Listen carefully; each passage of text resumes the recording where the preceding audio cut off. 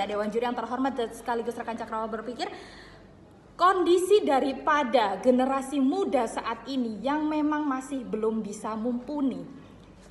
Seperti yang telah tim kami katakan sebelumnya, bahwasannya generasi muda itu merupakan generasi zaman sekarang, generasi termasuk dalam generasi strawberry yang dimana luarnya saja mereka terlihat bisa, namun sebenarnya mereka tidak paham akan memahami esensi yang ada. Lalu juga masih banyak penyakit-penyakit seperti FOMO seperti itu tadi, yang dimana memang ini pada nyatanya yang terjadi pada generasi muda. Hal ini jelas tidak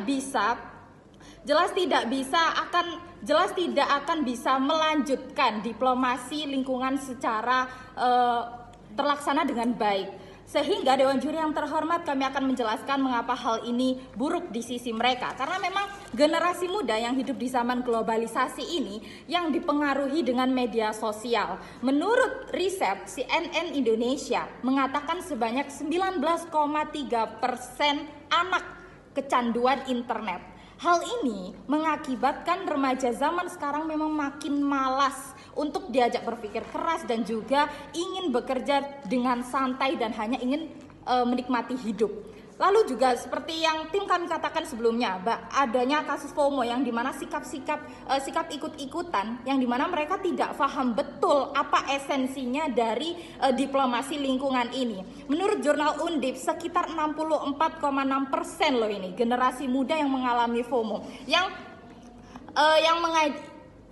ketika ada oknum yang mengajak mereka untuk bergabung dalam diplomasi lingkungan ini, dia juga akan ikut. Namun ketika oknum ini mengajak keluar, mereka juga akan ikut keluar dalam adanya diplomasi ini. Jadi kami sangat yakin bahwasannya generasi muda saat ini belum memiliki mental yang kuat dan pendirian yang kuat dalam adanya diplomasi lingkungan ini. Sehingga kami akan menjelaskan mengapa hal ini baik di sisi kami, karena memang di sisi kami tetap mengadakan edukasi bagi seluruh masyarakat dan seluruh kalangan. Hal ini merupakan menjadi sebuah kunci dasar Dewan Juri yang terhormat, karena tanpa adanya edukasi secara matang, kita tidak akan bisa menerjunkan generasi muda dalam aksi nyata yang ada. Malah yang ada nanti akan memperbanyak permasalahan baru yang lainnya.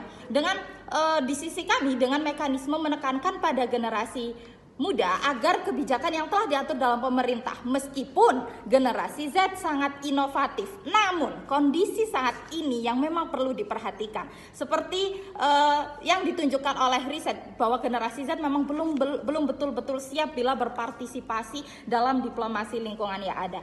Sehingga solusi yang jelas kami berikan Dewan Juri yang terhormat, edukasi sebagai yang paling mendasar. Jelas hal itu kami tekankan sekali lagi, bahwasannya edukasi dalam dunia pendidikan itu merupakan yang paling mendasar atas kesadaran terlebih dahulu saja bagi seluruh masyarakat. Generasi tua tetap akan mendapatkan edukasi akan pandangan-pandangan terbaru agar kebijakan yang diciptakan bisa mengikuti adanya perkembangan zaman.